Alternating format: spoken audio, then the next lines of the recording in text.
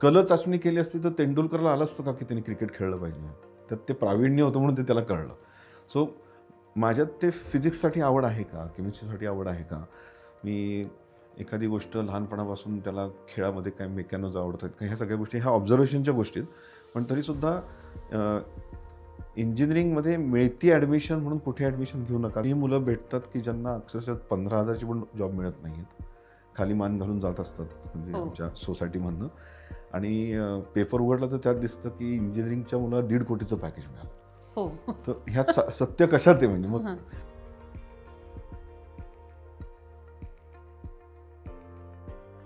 इंजिनिअरिंगसाठी गव्हर्नमेंटच्या दरवर्षी 1.5 लाख जागा असतात. प्रायव्हेट कॉलेजमधूनही साधारण तेवढी किंवा कधी कधी त्यापेक्षा जास्त मुलं ॲडमिशन घेतात. ही सगळी आकडेवारी जर बघितली तर 3 लाखाच्या आसपास मुलं महाराष्ट्रातून प्रत्येक वर्षी इंजिनियर होतात. इंजिनिअरिंग हा विषय साहजिकच करिअरमध्ये प्राधान्यानं आलेला दिसतो. आज याच विषयावर आपण कॅम्पस देखोच्या या प्लॅटफॉर्मवर चर्चा करणार आहोत. कॅम्पस देखो .ai हा प्लॅटफॉर्म शिक्षण विषयक आहे हे तुम्हाला आत्तापर्यंत कळालंच असेल. या आधीचे व्हिडिओ तुम्ही बघितलेच असतील. हा व्हिडिओ असाच महत्त्वाचा आहे. तर हा व्हिडिओ तुम्ही बघा, याच्यावर कॉमेंट आम्हाला जरूर कळवा. आज आपण इंजिनिअरिंग विषयी चर्चा करणार आहोत. मी मंजिरी फडणीस या प्लॅटफॉर्मवर तुमचं सगळ्यांचं स्वागत करते आणि या चर्चासत्रासाठी इथे उपस्थित असलेले डॉक्टर शंतनू देशपांडे यांचंही मी इथे स्वागत करते. सर नमस्कार. नमस्कार. सर मी म्हटलं तसं एकतर आता उन्हाळा जसा सुरू होईल तसं उन्हाळ्यात इंजिनिअरिंगचे वारे वाहतात असं आपण म्हणू शकतो. तर इंजिनिअरिंगचा विषय करिअरमध्ये खूप महत्त्वाचा असं मानतात. घरोघरी अगदी एका घरात एक इंजिनियर तरी असतोच अगदी. तर हे सगळं जे सुरू होतं तर जेईच्या परीक्षेपासूनच ही सुरुवात होते आणि मग जेईची परीक्षा, मग सीईटीची द्यायची का, त्याच्यामध्येच 12वी बोर्डाची परीक्षा येते. तर या सगळ्या परीक्षेमध्ये असं कधी म्हणतात की जेईची अवघड आहे, सीईटी त्या तुलनेत सोपी आहे, कोण म्हणतं सिलेबस सारखाच आहे, परीक्षा पद्धती वेगळी आहे. नेमकं हे काय आहे की कुठली परीक्षा अवघड, कशाचं स्वरूप म्हणजे सीईटीचं आणि जेईचं स्वरूप कसं असेल आणि याच्यामध्ये बॅलन्स कसा साधतात? मदर ऑफ एक्झामिनेशन आपण म्हणेल तर ती जेईची परीक्षा. आणि जेईमध्ये ई असल्यामुळे असं लोकांना वाटतं की इंजिनिअरिंग वगैरे आहे, पण that is joint entrance examination. इथे इंजिनिअरिंग नाही मुळात. It is not only for engineering but pharmacy, biotechnology, असंख्य असे इव्हन आर्किटेक्चर ही जेईमधनं तुम्हाला विचारतो. जेईचे 2 पेपर सगळ्यांसाठी. So that is the result is joint. Joint असंही म्हणलं जातं कारण की प्रत्येक बोर्डचं जे आहेत जे आपल्याला जनरली माहीत नाही, पण एखाद्या स्टेटमध्ये आज महाराष्ट्रात जरी विचार केला, पुण्यात विचार केला तरी 15-16 बोर्डची मुलं आहेत. म्हणजे फक्त महाराष्ट्र बोर्डची आहेत असं नाही आहे. तर jointly for everyone. So every board can appear. So तो पहिला जो तुमचा हा होता की बोर्डाची परीक्षा, सीईटीची परीक्षा आणि जेईची परीक्षा ह्यात काय फरक आहे, ह्याच्या आधी आपण बघू काय साम्य काय. तर साम्य आहे की सिलेबस सारखा आहे 2012 पासून. सेंट्रल बोर्ड असू दे, ऑल इंडिया बोर्ड असू दे, स्टेट बोर्ड कुठलेही असू दे, सिलेबस PCM आणि इंग्लिश ह्याचा सिलेबस सारखा केलेला. बोर्ड, सीईटी आणि जेई तिन्हीसाठी म्हणजे कुठल्याही ह्याच्यासाठी बोर्ड म्हणजे 11वी-12वीचा सिलेबस सारखा आहे. मग फरक कुठे पडतो? तर फरक असा आहे की त्याच्या काठिण्य पातळीमध्ये फरक पडतो की नंबर ऑफ क्वेश्चन्स आहेत ते आपण फॉर्मॅटमध्ये बघूया. पण आणखी एक ते सिम्पल सांगतो की जेईचा पेपर हातात आला आणि 15 प्रश्न असले तर 15 प्रश्न वाचत असताना मुळात होतं काय की 5-6 प्रश्न मला कळतच नाही. ओके, 4-5 प्रश्नांची उत्तरं मला बहुतेक देता येतात. ओके, आणि शेवटी असं होतं की ओव्हरऑल जर मी 15 प्रश्न बघितले तर मला तो पेपर अवघड वाटतो. ओके, सो मला किती मार्क 15पैकी मे बी 5 प्रश्न मला येतील. सीईटीचा पेपर घेतला तर 15पैकी मला 10 प्रश्न येत असतात आणि 4-5 प्रश्न मला अवघड वाटतात. म्हणून तो प्राथमिक दर्शे सोपा आहे असं वाटतं सीईटीचा पेपर. पण ॲक्च्युली बघितलं तर CET is a high marking examination. त्यामुळे एखाद्या कॉलेजमध्ये इंजिनिअरिंगच्या ज्या सीट्स आहेत त्या 85% सीट्स या सीईटीमधनं भरल्या जातात महाराष्ट्रातल्या, 15% सीट्स या जेईमधनं भरल्या जातात. हे थोडक्यात काय की ती सीट मला जेईमधनंही मिळू शकते किंवा मला सीईटीमधनंही मिळू शकते. तर त्याच सीटसाठी जेईमध्ये मला साधारणपणे 40% मार्क असले, टक्क्यांमध्ये सांगतो मी, पर्सेंटाईल नाही, 40% जर मार्क असले तर ती सीट मिळू शकते आणि तीच सीट मला सीईटीमध्ये मात्र 75% मार्क पडायला लागतील. So definitely paper on the face सीईटीचा सोपा आहे, पण त्याची प्रोसेस आणि हाय मार्किंग असल्यामुळे तेवढे जास्त मार्क पडायला लागतात. आणि जेईचा पेपर सोपा म्हणजे अवघड वाटला तरी नंबर ऑफ म्हणजे मार्क जरी कमी पडले तरी 30 सीट मिळू शकते. सो CET सोपी आहे असं हे मनातनं काढून टाका. दुसरं आता ह्यात कंपॅरिझन कुठे करता येईल, तर मी असं नेहमी म्हणतो की JEE is based on knowledge आणि CET is based on time. म्हणजे अगदी सिम्पल आपण बघूया तर JEE चा जो पेपर आहे त्याच्यामध्ये साधारणपणे मला 75 प्रश्न सोडवायचे आणि CET मध्ये 150 प्रश्न सोडवायचे. सो डबल वेळ म्हणजे लागू शकतो त्याला. सो तेवढा तोच प्रश्न किती पटकन तुम्ही सोडवताय याच्यावरती CET अवलंबून आहे. आणि JEE मध्ये of course it is based on knowledge. आणि आपण समजा ॲडव्हान्सचा विचार केला तर it is based on knowledge application. म्हणजे सायन्सचं मी ॲप्लिकेशन कसं करू शकतोय. म्हणजे अगदी सिम्पल सांगतो की न्यूटन्स थर्ड लॉ हा मला पाठ आहे व्यवस्थित, तर मला 12वीची परीक्षा सोपी जाईल. CET पण एखाद्या वेळेस जमेल. पण न्यूटन्स थर्ड लॉचा मला कॉन्सेप्ट कळेल की इक्वल अँड ऑपोजिट रिॲक्शन म्हणजे एक्झॅक्टली काय, तर ते JEE आहे. आणि त्याच्यामुळे विमानं उडतात, त्याच्यामुळे पक्षी उडतात, हे जेव्हा मला कळतं ते ॲडव्हान्स आहे. सो सिलेबस सारखाच, पण त्याच्याकडे बघण्याचा दृष्टिकोन वेगळा. ह्या 3 परीक्षा आपण प्रश्न विचारण्याची पद्धती वेगळी आणि त्याचं म्हणजे आपण application, knowledge and time. Okay sir, आता आपण तोच विषय बोलतोय, तर मग पॅटर्न आणि मार्क हे कसं असतं, म्हणजे CETचा पॅटर्न कसा असतो साधारण? ओके, CETचे 3 पेपर असतात. म्हणजे पहिला पेपर फिजिक्स केमिस्ट्रीचा असतो, ज्याच्यामध्ये 100 प्रश्न, 50 प्रश्न फिजिक्स, 50 प्रश्न केमिस्ट्री. आणि त्याच्यासाठी 1.5 तास, म्हणजे 1.5 तासात तुम्ही मिनिटात कन्वर्ट केले तर 90 मिनिटं.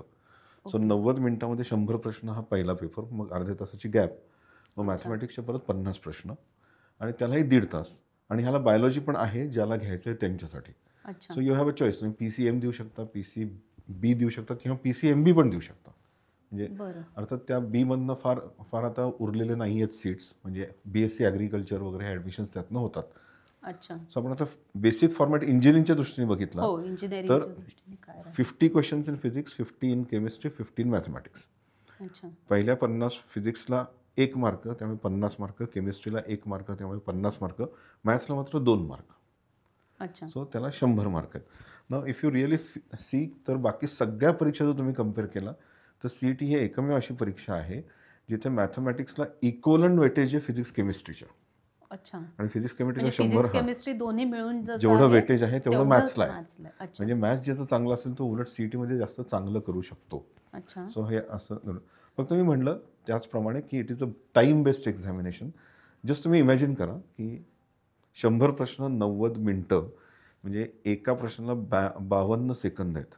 13-14 सेकंद तुम्हाला प्रश्न वाचायला लागतील, 4-5 सेकंद अजून तुम्हाला ते मार्क करायला लागतील, 30 सेकंदात उत्तर द्यायचं आहे.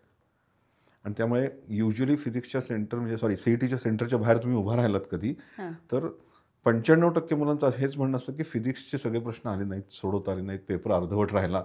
आणि तिथेच ह्या CETचं गमक आहे सगळं, की पेपर पूर्ण होणं तर मी म्हणेन की 1% मुलांचाही होत नाही पेपर पूर्ण.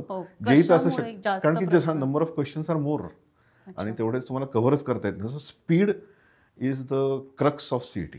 की तुम्हाला उत्तर येत असेल पण तुम्हाला जर ते 3 मिनिटात येत असेल तर ते 2 मिनिटात कसं सोडवावं, आणि 2 मिनिटात येत असेल तर 1 मिनिटाचा काही पर्याय आहे का, हे CETचा अभ्यास आहे. सो तशा पद्धतीने तो पॅटर्ननी सोडवला पाहिजे. आणि मॅथ्सच्या बाबतीत काय हे करावं लागतं? मॅथ्स बेसिकली मी म्हणलं तसं की मॅथ्सला वेळ दुप्पट आहे, पण शेवटी मॅथ इज अ ॲप्लिकेशन मोड आणि त्यामुळे तुम्हाला ॲप्लिकेशनमध्ये ते सॉल्व्ह करायला लागतात गणित. आणि म्हणजे मी पुढे थोडंसं तुम्हाला मॅथ्सचे कुठल्या विषयांनी काय केलं पाहिजे ते थोडंसं नक्की सांगेन. पण मॅथ्सच्या अभ्यासासाठी प्रॅक्टिस करत असताना मी नेहमी सांगतो की आपण मॅथ्सला किती वेळ आपल्याकडे, तर 1.5 तासाचा वेळ, म्हणजे 1.5 तास म्हणजे 90 मिनिटाचा वेळ, आणि त्याच्यात आपल्याला 50 प्रश्न सोडवायचे. तर 50 प्रश्न आपण जेव्हा केव्हा सोडवायला बसतो तेव्हा 2 गोष्टी लक्षात ठेवायच्या. एक म्हणजे मध्ये मध्ये उठायचं नाही अजिबात, कारण की मुलांना सवयच नाही एका ठिकाणी सलग बसायची. तर 55 मिनिटं किंवा 50 मिनिटं बसायचं, 50 प्रश्न सोडवत. आणि प्रत्येक वेळेला त्याला एक टायमिंग की आज बाबा 4 मार्चनं ही 50 प्रश्न सोडवले तेव्हा मला 165 मिनिटं लागली, 5 मार्चला किती लागली, ह्याला किती लागली. So always time your self against every question. म्हणजे प्रत्येक वेळेला पेपर सॉल्व्ह करत असताना किती वेळात तुम्ही तो सॉल्व्ह करताय, पेपर म्हणण्यापेक्षा दिलेले 50 प्रश्न किती वेळात सॉल्व्ह करताय हे सारखं तुम्ही काउंटिंग करत राहिलं पाहिजे. आणि ते कसे कमी होतील, आणि तो कसा बसेल त्या वेळेत पेपर हे खूप महत्वाचं आहे. पण या सगळ्याच्या एकत्रित मार्कच अर्थात एकत्रित मार्क धरले जातात. म्हणजे 200 पैकी किती मार्क याच्यावरती सगळं गणित आहे पुढे. आणि ऑफकोर्स ते पर्सेंटाईल मध्ये कन्वर्ट होतं. म्हणजे असं किती वेळेला असं म्हणलं जातं की आपल्या बापरे CAPचं एस्पेशली आपण जर बघितलं 99.95 ला वगैरे 99.95 म्हणजे 99% नाही आहेत ते. 99.95 म्हणजे साधारणपणे 180 मार्क असं पण धरूया, म्हणजे 90%. अच्छा. तर आता त्यात सुद्धा बघू की गंमत की 180च्या वरती मागच्याला किती लोकांना मिळाले, तर 176 मुलांना मिळाले फक्त. एवढ्या सगळी मुलं बसली तर 180च्या वरती किती मुलं गेली, तर 176. त्यानंतर 175च्या वरती किती गेली, तर 700 मुलं होती. म्हणजे या लाखांच्या लाखाच्या संख्येतून आता गंमत इथपर्यंत येते की 100 मार्क 200 पैकी म्हणजे 50% मार्क किती मुलांना मिळाले, तर जवळजवळ 3,76,000 मुलं परीक्षेला बसली होती. त्याच्यापैकी 27,700 मुलांना 100च्या वरती मार्क आहेत. अच्छा. बाकीच्यांना नाही आहेत. ही परीक्षा सोपी का? नक्कीच नाही. फक्त निगेटिव्ह मार्किंग नाहीये, एवढंच फक्त. निगेटिव्ह मार्किंगला सुद्धा अप्रोच करत असताना वेगळ्या प्रकारे थोडंसं मानसिकतेने केली पाहिजे. ती मानसिकता 10वी पर्यंत नसते, कारण की अगदी साहजिकच मुलगा किंवा मुलगी घरी आल्यानंतर पेपर दाखवला आईला की आई म्हणते की इथे ह्यात काय लिहिलंस, काय नाही लिहिलं, अरे काहीतरी तर लिहायचंस. ही जी मानसिकता डेव्हलप झालेली आहे ना, तर काहीतरी लिहायचं म्हणजे घोटाळ्यात. येत नसेल तर करू नकोस, याचा अर्थ निगेटिव्ह मार्किंग. नाही येते नको करूस. सो निगेटिव्ह मार्किंग नाही होणार. अर्थात त्याच्यामध्ये खूप स्ट्रॅटेजीज आहेत. जेईच्या स्ट्रॅटेजी खूप वेगळ्या आहेत, CETच्या स्ट्रॅटेजी खूप वेगळ्या आहेत. आता जेईची एक परीक्षा झाली आहे, पुढची परीक्षा इतकी जवळ की स्ट्रॅटेजीज वापर होणार नाही, पण आपण CETच्या दृष्टीने नक्की विचार केला पाहिजे की कसा अभ्यास करता येऊ शकतो. अच्छा. जसं तुम्ही म्हणालात की 10वीची परीक्षा होते आणि मग आई मुलाला म्हणते, तर तेव्हाच आई मुलाला सांगते का की तुला आता इंजिनियर व्हायचं आणि तेव्हाच तयारी सुरू होते का? मला असं विचारायचं की नक्की इंजिनिअरिंगची तयारी कधीपासून 10वी नंतर सुरू करायला हवी? अभ्यास कधीपासून चालू केला पाहिजे? तुम्ही म्हणेन की इंजिनिअरिंगच्या दृष्टिकोनातून अभ्यास करू नका. शेवटी फिजिक्स, केमिस्ट्री, मॅथ्स आहे.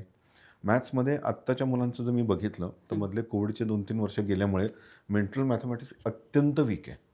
म्हणजे अगदी सिम्पल सांगतो की 25% एखाद्या गोष्टीचे काढायला सांगितले की ते 25/100 मल्टिप्लाय बाय वॉट एव्हर असं करतात, आणि आपल्या दोघांना जर सांगितले तर इट इज 1/4. सो हे जे मॅथमॅटिकल रिलेशन आहे बाकीच्या ऑपरेशनचं, ज्याला आपण बॉडमॅस रिलेशन म्हणतो, ते खूप वीक आहे मुलांचं. की relating percentage or discount to pure arithmetic किंवा प्युअर रेशिओज हे नाही आहे. सो ते थोडंसं म्हणजे 8वी-9वीमध्ये काय केलं पाहिजे, तर मेंटल मॅथमॅटिक्सवरती जोर दिला पाहिजे. म्हणजे नेसेसरी वेदिक किंवा अबॅकस नाही, हे मी परत एकदा सांगतो. पण खेळणं, नंबरशी खेळणं, हा एक भाग जर 8वी-9वीत झाला तर असं फाउंडेशन कोर्स वगैरे लावा असं मी नाही सांगणार. फाउंडेशन कोर्स जरूर फिजिक्स, केमिस्ट्रीसाठी लावला तर तो सायन्समधली जिज्ञासा वाढवणारा असावा. की उगाच 8वीत-9वीचं शिकलं, 9वीत-10वीचं शिकलं, त्याचा काही उपयोग नाही आहे. सो मी असं म्हणेन की अभ्यास कधी चालू केला तर चालेल का 11वीत चालू केला तरी CETत खूप छान मार्क पडतात. अगदी 11वीचे पहिले 4-5 महिने अभ्यास न करता सुद्धा अशी मुलं आहेत जी CETत गेलेली आहेत. सो प्रायमरली सातत्य थोडंसं, की दिवसातनं 3-4 तास अभ्यास, त्याचा एक स्टँडर्ड पॅटर्न असला पाहिजे. आणि अभ्यासासाठी मी एक शब्द खूप वापरतो. 3 गोष्टी माझ्या गुरुनी मला सांगितल्या होत्या कुठलाही अभ्यास चालू करायच्या आधी. एक, study for the examination before you study for the examination, study the exam. म्हणजे ती परीक्षा एक्झॅक्टली काय मागते, जेईची परीक्षा काय मागते, CETची परीक्षा काय मागते, कुठून प्रश्न येत आहेत, कसे आहेत. So study the exam first. दुसरं, you should know what not to do then what to do. म्हणजे ते म्हणले की अरे तुला असं आहे का की खूप अभ्यास करायचा आहे, मग ते म्हणले एक स्टूल घेऊन आपण चौकात जाऊन बस, दिसेल ते पुस्तक वाच. तर काय वाचू नये हे खूप जास्त महत्त्वाचं. सो केवढा पोर्शन, सो मी आज जो 4-5 तास अभ्यास करतोय त्याचा ऑप्टिमम अभ्यास गिविंग मी मॅक्सिमम मार्क्स, हे कुठेतरी कनेक्शन आलं पाहिजे. सो या 2 गोष्टी अत्यंत महत्त्वाच्या अशा होत्या. आणि त्या करत असताना आपण एक ज्याला म्हणतो की यू शुड बी ऑर्गनाइज्ड. म्हणजे अगदी सिम्पल सांगतो मी की आता मला इतके पेरेंट्स भेटतात की सकाळी मी अभ्यासाला बसायचो फिजिक्सचं पुस्तक, तर ते मी काल रात्री ना हॉलमध्ये सोडलं होतं आणि त्या आईने आवरून ठेवलं आणि ते मला अर्धा तास सापडलंच नाही. सो अशी कारणं म्हणजे अनऑर्गनाइज. तर मी असं खूप वेळा विचार की IITच्या मुलांना जॉब का मिळतात, कारण की त्यांनी अभ्यास जॉबसारखा केला असतो. जसे आपले वडील जॉब करतात, जशी आई हो. आपल्या करते, की तिला असं होतं का की झारा सापडत नाही, लाटणं सापडत नाही स्वयंपाक करत असताना, ते सगळं त्या सो बी ऑर्गनाइज्ड. सो स्वतःला हां, शिस्त शिस्त लावायला हवी. शिस्त लावणं अगदी ती वेळेची आहे प्रत्येकाची गोष्टी, पण माझ्या सगळ्या गोष्टी जागच्या जागी आहेत. म्हणजे मी असं म्हणतो की खरं तर फिजिक्सचं NCERTचं टेक्स्टबुक तुम्ही असा हात करून काढता आलं पाहिजे. So if you are so the third word is if you are organised you are dangerous. Dangerous for what? Dangerous for the exam. म्हणजे असं चॅलेंज देतं एक्झामला की ये तुला काय द्यायचे प्रश्न टाक, आय एम अवेलेबल. सो या 3 गोष्टी सो अभ्यासाची कधी चालू केलं पाहिजे त्याच्यापेक्षा तो कसा केला पाहिजे हे खूप महत्त्वाचं आहे. सर तुम्हाला असं म्हणायचं की इंजिनियर करायचं म्हणून करायचं असं न करता की योग्य पद्धतीनंच म्हणजे आवड असेल तरच करावा, अन्यथा इंजिनिअरिंग करू नये असं असंख्य वाटतंय अजून का? मार्ग आहेत. इंजिनिअरिंग म्हणजे आवड कशी आहे ती पटकन एक तर तुम्ही ॲप्टिट्यूड टेस्टने ती थोडीशी टेस्ट करू शकता की इंजिनिअरिंगकडे कल आहे का. बरं. सो एक असतो ना त्याला म्हणतात कल चाचणी. कल चाचणी आता सगळीकडेच अनिवार्य केलेली आहे. पण आपण असं मला वाटतं की आपण प्रावीण्य चाचणी केली पाहिजे की माझ्यात प्रावीण्य कशात आहे. अच्छा. म्हणजे अगदी कल चाचणी केली असती तर तेंडुलकरला आलं असतं का की त्यांनी क्रिकेट खेळलं पाहिजे. त्यात ते प्रावीण्य होतं म्हणून ते त्याला कळलं. सो माझ्यात ते फिजिक्ससाठी आवड आहे का, केमिस्ट्रीसाठी आवड आहे का, मी एखादी गोष्ट लहानपणापासून त्याला खेळामध्ये काय मेकॅनोज आवडतात का, ह्या सगळ्या गोष्टी ह्या ऑब्झर्वेशनच्या गोष्टी आहेत. पण तरीसुद्धा इंजिनिअरिंगमध्ये मिळती ॲडमिशन म्हणून कुठे ॲडमिशन घेऊ नका, चांगल्या ठिकाणी. आणि त्याचं एक पिरॅमिड आहे. ओके, त्या पिरियडमध्ये टॉपवरती IITs येतात, त्यानंतर NITs येतात, त्यानंतर IIIT येतात, त्यानंतर आपल्या इंजिनिअरिंग कॉलेजेस येतात. आणि आपले किती आहेत महाराष्ट्रात, तर 833 इंजिनिअरिंग कॉलेजेस आहेत. सो मी असं नेहमी बघतो की हे एक उदाहरण मी नेहमी देतो की मला अशीही मुलं भेटतात की ज्यांना अक्षरशः 15,000ची पण जॉब मिळत नाही आहेत, खाली मान घालून जात असतात म्हणजे आमच्या सोसायटीमधनं. आणि पेपर उघडला तर त्यात दिसतं की इंजिनिअरिंगच्या मुलाला 1.5 कोटीचं पॅकेज मिळालं. हो. तर ह्यात सत्य कशात आहे म्हणजे मग तर सत्य हेच आहे की तुम्ही कुठून करता. So which college is important, कशा प्रकारचं करता. आणि त्याप्रमाणे इंजिनिअरिंग करणं महत्त्वाचं नाही आहे. From where you do it, it is more important. नाही पण सर जर प्रावीण्य नसेलच तर काय मग? असं जर लक्षात आलं की प्रावीण्य नाहीये तर काय? प्रावीण्य नसेल तर असंख्य अजून कोर्सेस आहेत. म्हणजे आता तर कसं झालं मग तर इंजिनिअरकडे जाऊ नये असं वाटतंय?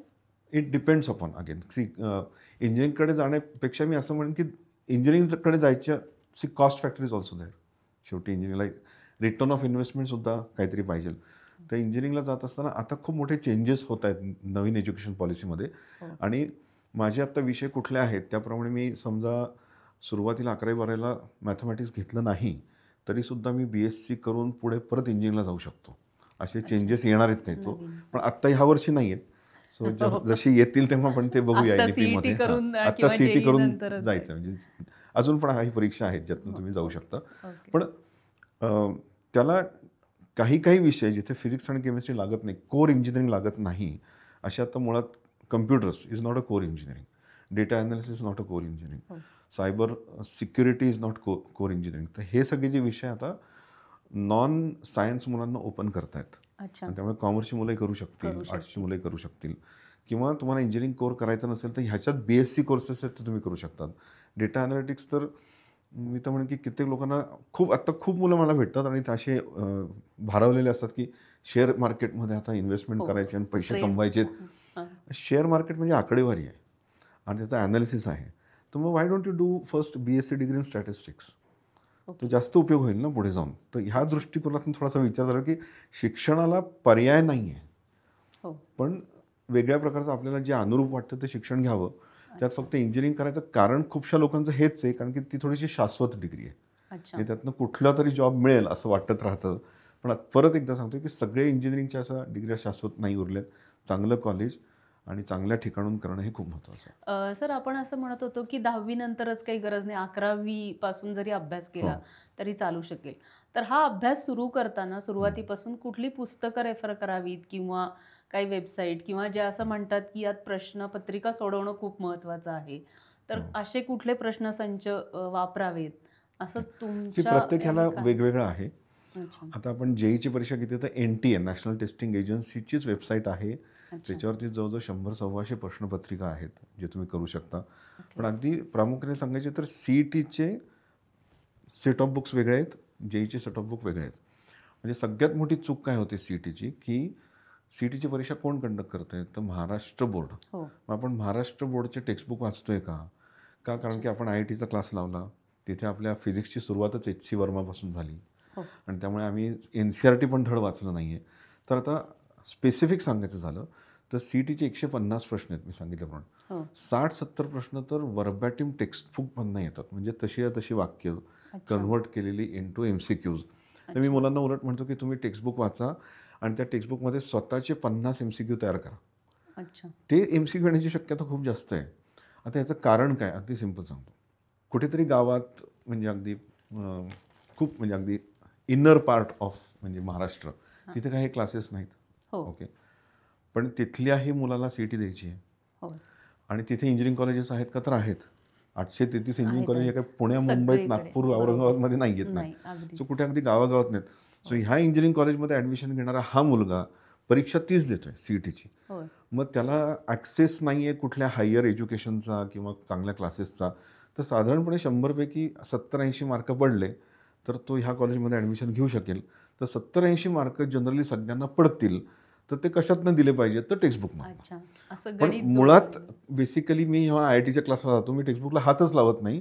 तेव्हा एखादा प्रश्न इतका सोपा कसा असू शकतो म्हणून मी चुका करतो. सो पहिले पुस्तक कुठलं वाचलं पाहिजे, तर टेक्स्टबुक. म्हणजे 50 to 60 क्वेश्चन्स त्यातनं पडतील. मग NCERT ते थोडेसे त्याला वळण वेगळं आहे. परत एक सांगतो, सिलेबस वेगळा नाही आहे, वळण त्याचं थोडंसं वेगळं आहे. सो एक 15-20 प्रश्न त्यातनं. मग NCERTने एक क्वेश्चन बँक दिली ज्याचं नाव एक्झेम्पलर. हे महाराष्ट्रात मला खूप कमी लोक वापरताना दिसतात, कुठले क्लासेसही सांगत नाहीत, पण एक्झेम्पलरचे प्रश्न तर JEEमध्ये पण आलेले आहेत. म्हणजे हा ॲक्च्युली NCERTने क्वेश्चन बँक दिली आहे की आम्ही यातनं प्रश्न विचारू, पण आम्ही नाही करत. Okay, so I don't know Y. पण मी जेव्हा अमृतसर किंवा एस्पेशली कोटा, जयपूर इकडे सेमिनारला गेलो होतो किंवा मस्कत, दुबई, इथे सगळे CBSE तिथे एक्झेम्पलर अगदी सगळेजण एक प्रश्न करतात, पण महाराष्ट्रात नाही करत. सो ते मी नक्की सांगेन की म्हणजे आपण मोजूया तर 60-70 प्रश्न टेक्स्टबुकमधनं, 15-20 प्रश्न NCERT, अजून एक 10-15 प्रश्न एक्झेम्पलर, 150पैकी 100 प्रश्न इथेच झाले. आता उरला एक प्रश्न तो 50 प्रश्नांचा. मग इथे मग हायर रेफरन्स बुक्स येतात आणि हायर गोष्टी येतात. मग त्याच्यामध्ये थोडंसं मी बदल सांगेन की हायेस्ट पॉसिबल प्रश्न अवघड हे मॅथ्सचे आहेत, त्यानंतरचे फिजिक्सचे आहेत आणि त्यानंतर केमिस्ट्री आहेत. केमिस्ट्रीचा अभ्यास हा एक्झेम्पलरपर्यंत केला तरी केमिस्ट्रीचे बहुतेक 90% प्रश्न येतील. ओके, सो त्याचं उगाच GRBचे असे मोठे मोठे ठोकळे आहेत ते घेऊन बसायची गरज नाही. ओके, त्याचप्रमाणे फिजिक्सला जर तुम्ही गेलं तर काही पुस्तकं आहेत, म्हणजे न्यूमरिकल्स इन फिजिक्स नावाचं बांगवीचं पुस्तक आहे, खूप छान आहे. सगळे प्रकार जे 740 फॉर्म्युला आहेत, ते 740 फॉर्म्युला वापरून उत्तरं कशी काढायची, तर तेच CETमध्ये येते. JEE तसं नाही, हे नक्की लक्षात ठेवायचं. CET is a straight forward examination. प्रश्नात फॉर्म्युला 2 घातले, त्याचं उत्तर निघालं, त्यामुळे फॉर्म्युला पाठ पाहिजेत, एवढंच आहे. आणि मॅथ्समध्ये थोडंसं हायर मी सांगेन तर माझे मित्र आहेत हेमंत तायनापुरे, त्यांनी खूप सुरेख पुस्तक लिहिलं आहे, ते वापरावं. तर असे, कारण की ते त्यांना त्याची नॅक होती आणि त्याचे प्रश्न घेतले जायचे. मात्र एक सांगेन, गेले 3 वर्षामध्ये CETचे प्रश्न अवघड होत चाललेत. म्हणजे इतके सोपे नाही राहिले. एस्पेशली आत्ता कोविडच्या नंतर मला वाटतं त्याचं कारण असं आहे की प्रश्न तयार करणं आधी वेगळ्या पद्धतीने होत होतं. आता मला वाटतं इंजिनिअरिंग कॉलेजचे प्रोफेसर CET पेपर सेट करण्यामध्ये कुठेतरी त्यांचा हातभार आहे, असं प्रश्न बघितल्यावर कळतं.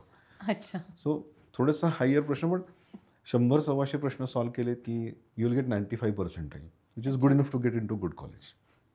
सो त्याची अभ्यासाची पद्धत आहे. मी युजली काय करतो की द एंटायर सिलेबस हा 104 टॉपिक्सचा आहे, 11वी आणि 12वी. CET फक्त CET अशी हे आहे ज्यांनी अगदी क्लिअर केलं की मी 11वीमधनं फक्त 30 प्रश्न विचारणार आहोत आणि 12वीमधनं 120 प्रश्न विचारणार आहोत. म्हणजे असा रेशो आहे, 80-20 हा रेशो आहे. म्हणजे 20% 11वीला महत्त्व आहे, 80% 12वीला महत्त्व आहे. मग जर वेळ कमी असेल तुमच्याकडे तर 11वी सोडून द्या, आपण 80%वरती फोकस करूया. 20%चा विचार आत्ता नको, म्हणजे पहिल्यापासून जर अभ्यास झाला असेल तर झाला असेल, पण आता उलट 12वीची परीक्षा आत्ता दिली आहे, त्यामुळे 12वीचे चॅप्टर्स आत्ता फ्रेश आहेत डोक्यामध्ये आणि त्या 12वीच्या चॅप्टर्सवरती आपण अभ्यास करू अजून. सो ते टोटल चॅप्टर्स आर 56. सो ह्यात सुद्धा परत बायफर्केट करून A आणि B असं करता येतं की A चॅप्टर्स कुठले, B चॅप्टर्स कुठले. त्या चॅप्टर्समध्ये जास्त फोकस करून अभ्यास केला तर जास्तीत जास्त वेटेजचे विचार करता येतो आणि जास्तीत जास्त कव्हरेज करता येईल. सर तुम्ही असं म्हणालात की मुलं टेक्स्टबुक वाचत नाहीत आणि तिथंच चुकतात. तर सीईटीच्या परीक्षेत अशा कुठल्या चुका ढोबळमानाने होतात किंवा वारंवार होतात ज्या टाळता येतील? हां, म्हणजे आपण एक ह्याचं ह्या प्रश्नाचं बायफर्केशन करूया की अभ्यासात होणाऱ्या चुका आणि परीक्षेत होणाऱ्या. सो अभ्यासातल्या चुकामध्ये मी एक सांगितलं की टेक्स्टबुक वाचत नाहीत. हो. त्याप्रमाणे त्यांचं जे काय ते सोडवत आहेत त्याचं टायमिंग किंवा टायमर लावलं पाहिजे आणि टायमिंग केलं पाहिजे. त्याचप्रमाणे अभ्यासामध्ये बरेच वेळेला असं होतं की आपण जेव्हा पेपर सोडवतो तेव्हा 50 पैकी 30 प्रश्न येतात, 20 येत नाहीत आणि फक्त ॲडिशनल पेपर सोडवण्याच्या मागेच कल असतो. ते 20 का आले नाहीत ह्याच्या मागे जात नाही. म्हणजे मी आय ऑलवेज से की give more importance to remarks than marks. की रिमार्क काय आहेत की मला हे का आलं नाही. एखादा प्रश्न 3 किंवा 4 गोष्टींसाठी चुकतो की मुळात मला प्रश्न वाचून कळलाच नाही. ओके, मग तो का कळला नाही. मग ते कित्येक तर माझ्या ते रुरल एरियात नाही की मे बी त्याची भाषा कळली नसेल म्हणून असं असू शकतं. दुसरं माझा कॉन्सेप्ट विचार करण्याचा चुकला. ओके, तिसरं आहे की मॅथमॅटिक्सच चुकलं त्याचं, म्हणजे कॅल्क्युलेशनमध्ये काहीतरी मिस्टेक झाला किंवा ॲप्लिकेशन ऑफ फॉर्म्युला चुकला. तर माझी एक्झॅक्टली चूक कुठे कुठे वारंवार घडते हे जर केलं तर मला सुधारणा करता येईल. पण असं प्रत्येक पेपरनुसार करायचं म्हणजे प्रत्येक पेपर नंतर ॲटलिस्ट माझे जे चॅप्टर वाईज नाही तुम्ही अर्थात चॅप्टर वाईज तुम्ही सोडत असाल तर चॅप्टर वाईज करायचं. पण तुम्ही आता पेपर जेव्हा सोडत असाल मॉकचा तेव्हा मॉकचा अगदी मी सिम्पल सांगतो मी समजा 25 पेपर मॉकचे सोडले किंवा 20 सोडवले आणि त्याच पेपरमधून एक पेपर काढून दिला तर ह्या विद्यार्थ्यांना परत तो सोडवता येणार नाही कारण की मी एकदाच तो बघितलेला असतो नंतर कुठेतरी टाकून दिलेला असतो. सो मी म्हटलं की ऑर्गनाइज्ड परत माझे सगळे पेपर एका ठिकाणी आहेत का, मला ते परत सोडवता येतील का, हा एक भाग. दुसरा एक खूप अगदी रिसेंटली बघितलेला तो म्हणजे अगदी सिम्पल मी आपलं उदाहरण देऊ. समजा असं आपण बोलता बोलता म्हणलं की तो न्यूझीलंडचा तो प्लेयर आठवतोय का ज्यांनी 100 रन्स केले होते त्या मॅचमध्ये. तर जास्त वेळ न घालवता तू लगेच गुगल करणार. Okay, so we are not using brain, अजिबात विचारच नाही करणार. हेच त्या मुलांचं पण घडतंय. एक प्रश्न अडतोय ना अडतोय ते गुगल करतात. So it is called tracking of every question. तसं करू नका. तुमच्याकडे समजा 30, 35, 50 प्रश्न दिले असतील तर मुळात 50 प्रश्न सॉल्व्ह करा आधी. 50 प्रश्न सॉल्व्ह करा, 28व्या प्रश्नामध्ये 3ऱ्या प्रश्नाचं उत्तर सापडेल कुठेतरी. सो थोडंसं डोक्याला चालना देणं हे गरजेचं आहे. त्या पेपरमध्ये गेल्यानंतर लक्षात येतं की अरे आता इथे कुठेच गुगल नाही आहे. ओके, कारण की आत्तापर्यंत अभ्यास करत असताना सगळीकडे होतं. सो ना डाऊट सॉल्विंगच्या स्टेप्स आहेत. फर्स्ट की तो पेपर पूर्ण होऊ दे. दुसरं तुला जे आलं नाही त्याच्यामध्ये ते कुठल्या तरी पुस्तकात असेल, सरांनी शिकवलं त्यात असेल, तुझ्या नोट्समध्ये असेल तर ते रेफर कर आणि कनेक्ट करायचं. कारण सकाळी जो प्रश्न सरांनी घेतला तर तसाच आहे हा. तर तुम्ही थोडंसं डोकं नाही वापरलं आत्ता, म्हणजे आत्ता लगेच गुगलकडे गेलो. So step 2 is going back to your notes. Step 3 is turning to your friends की तुला येतंय का, मला येतंय का. Fourth is going to your teachers आणि fifth possible is going to Google. पण आपण वी जम्प टू गुगल आणि त्यामुळे डोक्याचा वापरच नाही. सो हे अभ्यास करतानाचे हे जे स्टेप्स आहेत ते आले पाहिजेत. सो हे जनरल अभ्यासाच्या बाबतीत अजून भरपूर गोष्टी आहेत जिथे चुकावू शकतात. पेपरमधली चूक म्हणजे की एखादा प्रश्न खूप आवडतो आणि त्याला इटिरेशन सबस्टिट्यूशन प्रश्न म्हणतात की मला एक प्रश्नाचं उत्तर काढायचं आहे मग ते सबस्टिट्यूट करायचं आहे.